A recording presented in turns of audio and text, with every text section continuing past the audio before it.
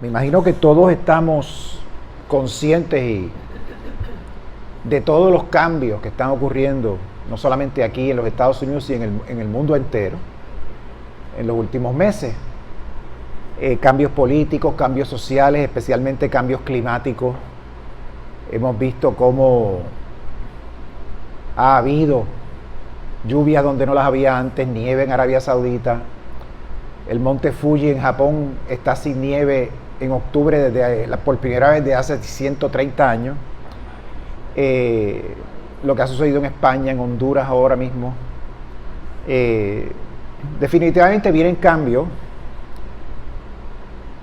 Vienen cambios porque los cambios son lo natural. No solamente son causados por nosotros, aunque nosotros tenemos mucho que ver, pero los cambios son lo natural. Siempre va a haber cambio. Y debemos estar preparados, ¿no?, para esto. Los cambios son los que nos mantienen avanzando, los que nos mantienen alerta y nos permiten crecer como individuos, como comunidad, como población, como especie, de manera dinámica.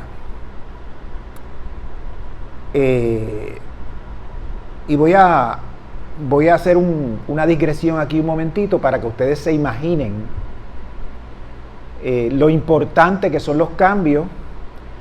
Y hay cambios que quizás nosotros no lo notamos porque son cambios que ocurren en miles y miles y miles de años, pero que definitivamente nos afectan a nosotros como herederos de nuestros antepasados.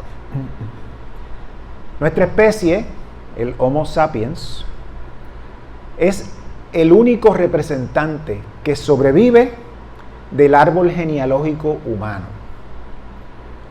Somos la última línea de una historia evolutiva que comenzó aproximadamente hace 6 millones de años y en algún momento hubo 18 especies conocidas de nuestro género.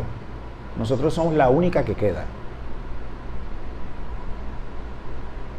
Y pensamos a veces que somos bendecidos porque somos los únicos, que somos especiales, etc. Bueno, somos especiales porque llegamos aquí. Pero teníamos 18 primos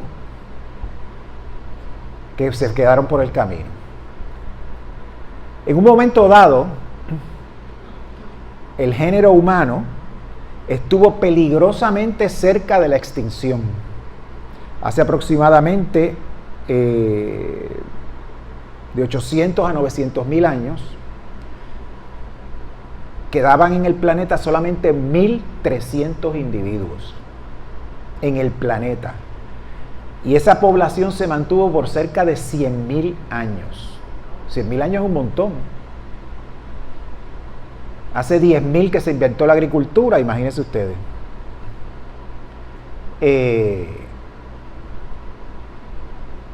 Eso es bien dramático. Eso le llaman un embudo genético. Y ese estudio se hizo cogiendo muestras de diferentes personas en África y fuera de África.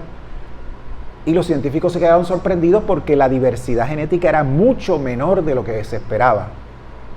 Hicieron sus cálculos matemáticos y cuestiones, se dieron cuenta que pasó eso no se sabe qué fue lo que pasó, pero solamente 1.300 individuos en el planeta y por 100.000 años.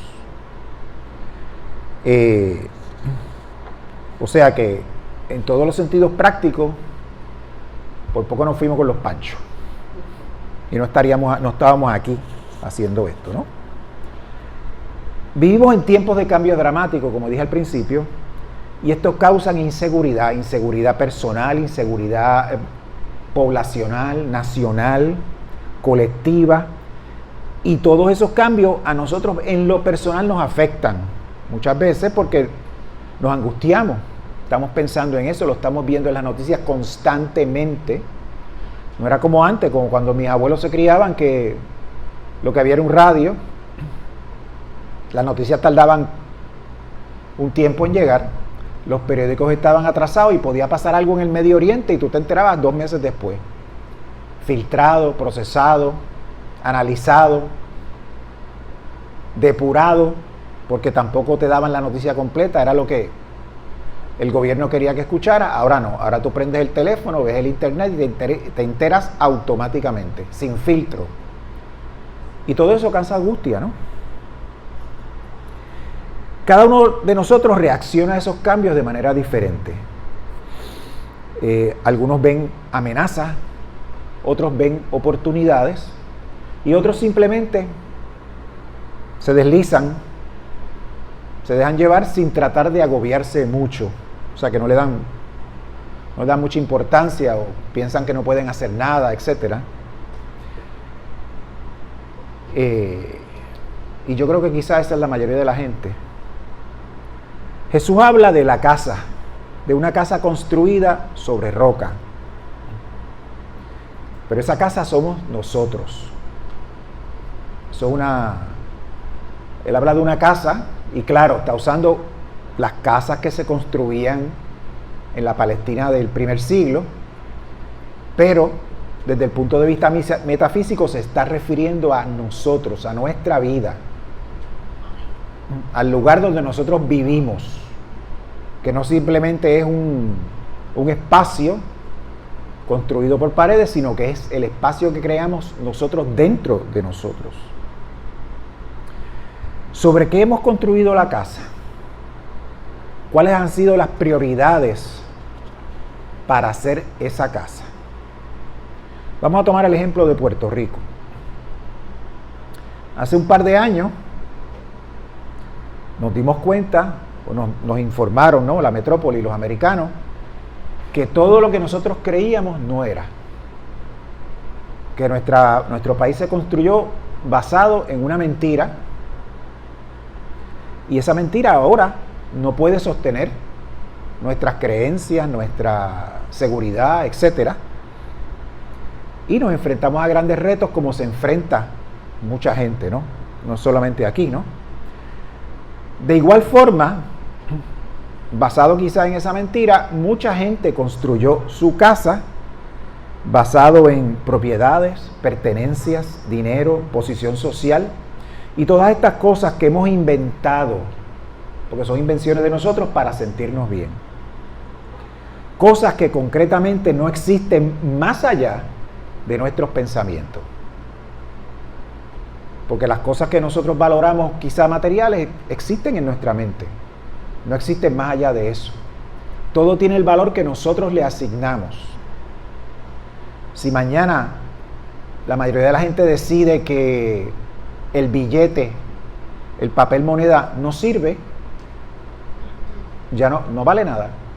Porque es una construcción hecha socialmente por el conjunto, por nosotros, ¿no? Ahora, ¿qué quiere decir Jesús cuando nos invita a construir sobre la roca de sus palabras? ¿Cómo podemos sentirnos en paz y descanso interno mientras afuera soplan todas estas tempestades de cambio que nosotros las vemos así, ¿no?, como tormentas, cambios dramáticos? Los tiempos de Jesús también fueron duros. Había muchos cambios en su tierra. Su patria estaba dividida. Estaba dominada por el poder imperial que era Roma, y antes de Roma otros más, ¿no? Los asirios, los babilonios, los persas, en un momento los egipcios, los griegos. Siempre esa tierra estuvo ocupada por un poder superior. Ese poder superior, ese poder imperial los asfixiaba como pueblo y no respetaba ni sus tradiciones ni su cultura. La clase dominante, los sacerdotes, el rey, toda esta gente, cooperaba con el opresor, cooperaba con el país o el imperio que los tenía sujetos, ¿no? Mientras la masa del pueblo se encontraba oprimida y agobiada por impuestos, trabajo excesivo y la inseguridad constante de que quizás mañana no iban a tener que comer. O sea, esto no era de que tengo chavos en el banco por si vienen las vacas flacas, no. Las vacas flacas estaban allí, acechando constantemente. Tú no podías dejar de pensar en eso. Había el equivalente de 4 partidos políticos, ¿no? Los asmoneos, los saduceos, los fariseos, y después que muere Jesús, los seguidores de Jesús, que eran judíos. O sea, ellos no se llamaban cristianos, eran los seguidores de Jesús. Y esos 4 partidos políticos con ideas diferentes estaban luchando entre sí por el poco poder que podían tener, porque no, el que mandaba era Roma en aquel tiempo, ¿no? Había terrorismo en la calle y terrorismo de Estado.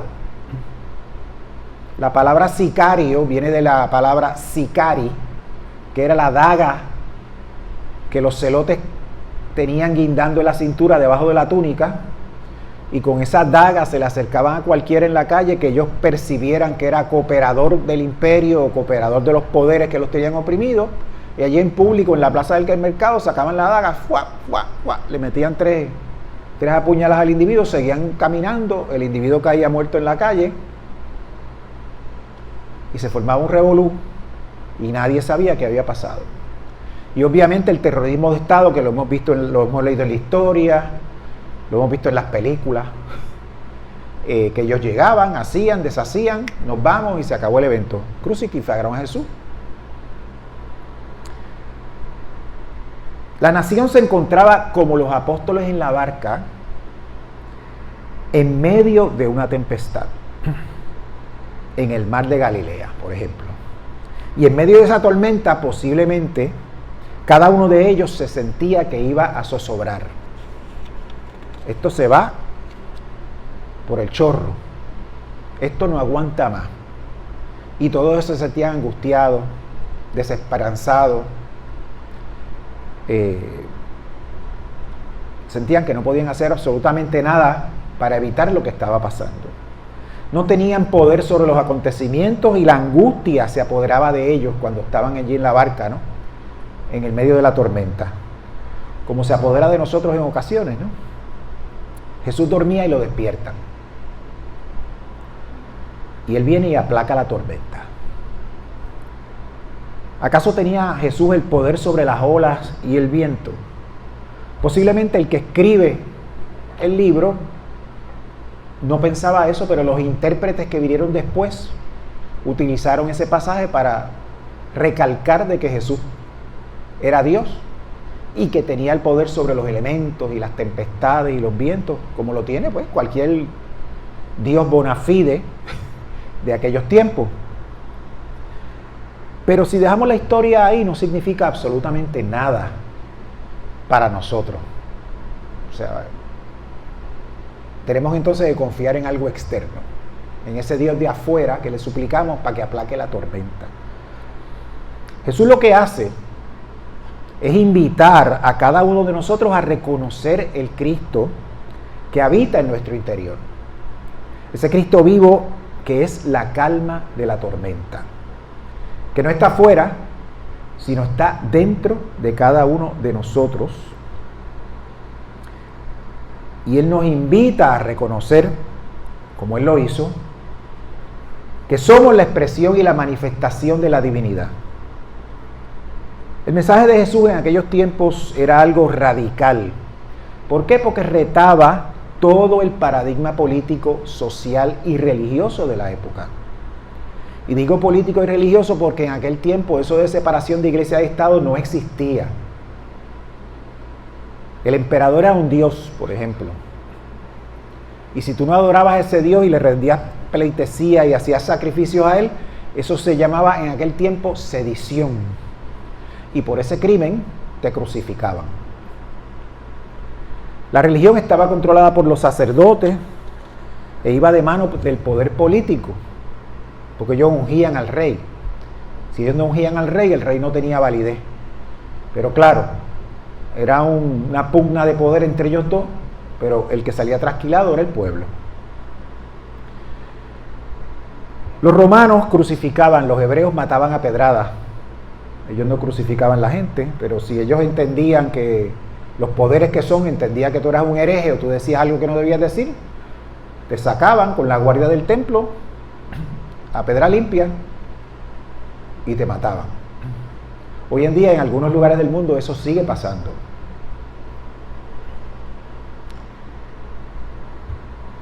No hacía falta el Estado, el templo y el ritual para Jesús, porque él hablaba de una total independencia para el acceso de lo divino.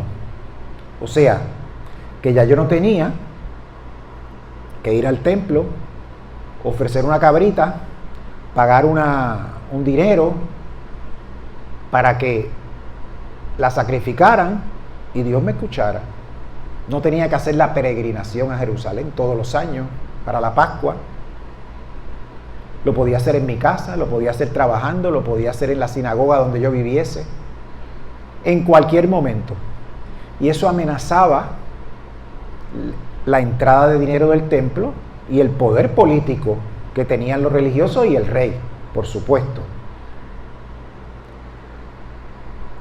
Jesús habla de sacudirnos del yugo al que estamos sometidos.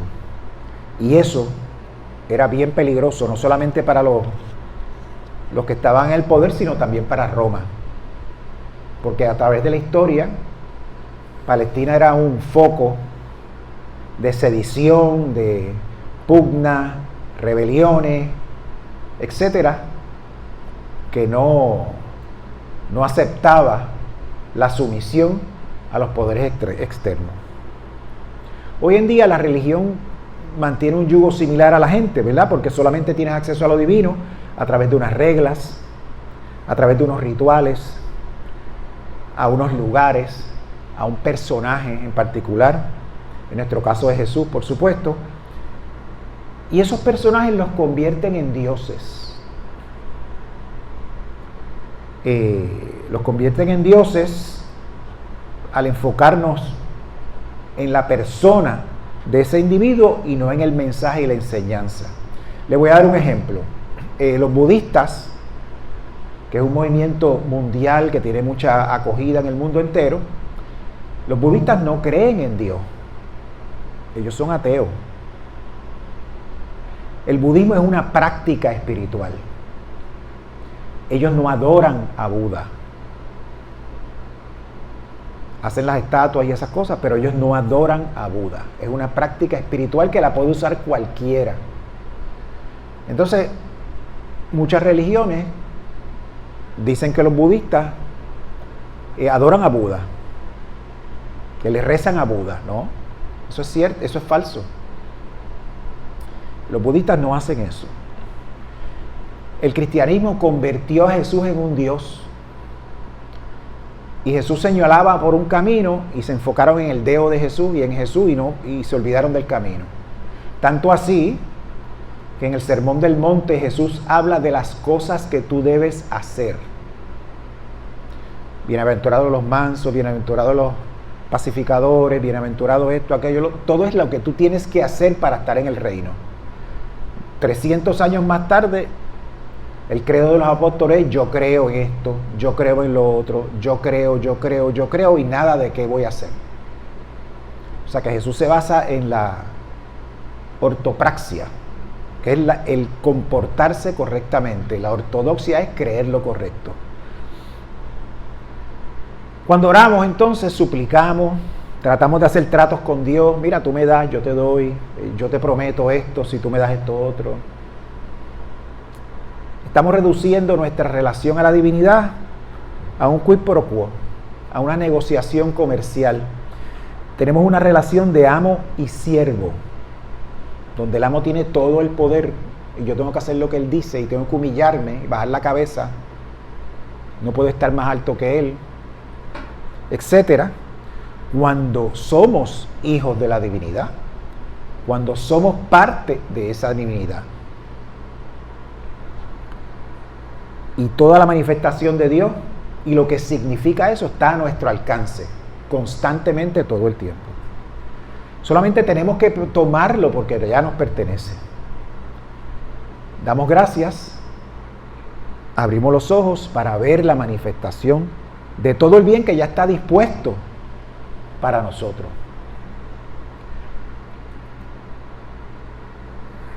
Podemos descansar sobre todas las enseñanzas que Jesús nos dejó, los métodos para experimentar el reino que están escondidos en las Escrituras, están ahí. Para algunos son evidentes, para otros no tanto. Y Jesús nos invitó a romper esas cadenas que nosotros mismos hemos creado viviendo juntos, porque no las hizo Dios, las hicimos nosotros. Pues la sociedad, el dinero, el comercio y las religiones son construcciones humanas, vienen del pensamiento del hombre, no vienen de la divinidad. Y eso es para mantener el control y en orden de una sociedad. Los que dominan quieren controlar, quieren mantener y se inventan todo este entramado de cosas que nosotros debemos hacer y debemos seguir y debemos creer para mantener el orden, ¿no?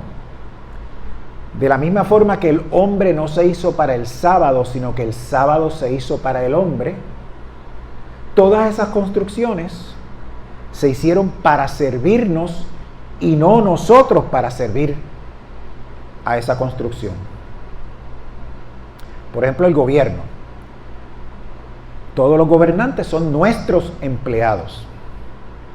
Nosotros le pagamos el sueldo. Se supone que ellos trabajen para nosotros.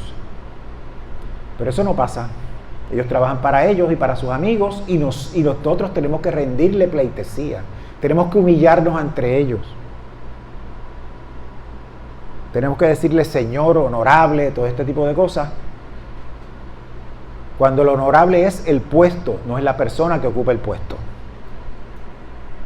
Yo no digo el honorable, lo que se dice debe ser es el honorable gobernador, presidente, fulano de tal. Nosotros decimos el honorable fulano de tal, gobernador, presidente, senador. El nombre del primero antes del puesto, y es todo lo contrario. La posición es honorable y este individuo la ocupa y debe comportarse como lo demanda la posición. Eso todo se ha tergiversado, todo ha cambiado, ¿no? O sea que estamos nosotros sirviéndole al sábado, en vez del sábado servirnos a nosotros. Y ya Jesús tuvo un problema con los fariseos por esa cuestión. La oración, como decía Nadet ahorita en la meditación y al principio cuando hablamos del cuartito de oración que tenemos aquí, es la herramienta principal para reconectarnos con esa divinidad que está dentro de nosotros. No es para humillarnos, no es para doblegarnos, no es para mendigar. Es solamente para agradecer, reclamar y afirmar lo que ya es nuestro. Es utilizar esa herramienta de forma adecuada, porque es la clave para construir nuestra casa sobre esa roca que habló Jesús, para calmar la tempestad interna y para poder expresar el amor que ya se ha atrapado dentro de nosotros hacia afuera, para todos. Y ese amor viene de la divinidad. De esa forma es que nos convertimos en la luz del mundo. Y haciendo el trabajo que Jesús comenzó e invitó a que continuásemos haciendo con nuestra vida. Porque Jesús nos convida a que lo sigamos, pero no es que lo sigamos, creamos en Él y le rindemos pleitesía y le oremos y lo veneremos como si fuera un Dios. No. Jesús nos convida a seguir su camino, a hacer todas las cosas que Él hizo. Y Él mismo lo dice, todo esto que yo estoy haciendo, tú lo puedes hacer y lo puedes hacer mejor que yo. Porque Él sabía que Él era igual a nosotros y nosotros éramos igual a Él. Después todo se tergiversó y se utilizó para otros propósitos. Llevar ese mensaje de libertad, de paz y sosiego en la certeza de que Dios ya está aquí con nosotros y a través de nosotros se manifiesta. Esa es la misión que nos dejó nuestro hermano mayor Jesús. Y yo creo que eso es lo más importante de lo que debemos estar conscientes todos los días cuando nos levantemos por la noche, por la mañana y todas las noches cuando nos acostemos a dormir. Dios les bendice.